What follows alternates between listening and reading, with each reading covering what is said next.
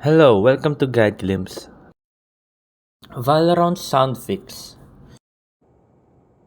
So how can you fix your Valorant sounds? First, go to audio,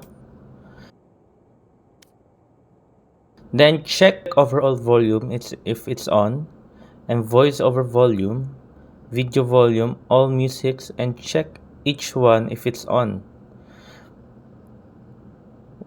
Once it's all good and it's still not working, check on voice chat and check on output device.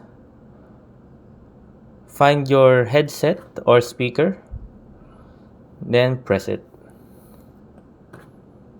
After that, make sure the incoming volume, and mic sensitivity are in your preferred volume.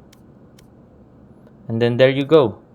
If it doesn't work, just try to restart your PC or check your earphones or headset if it's plugged in. Thank you.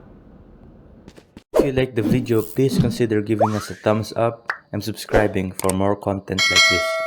Thank you.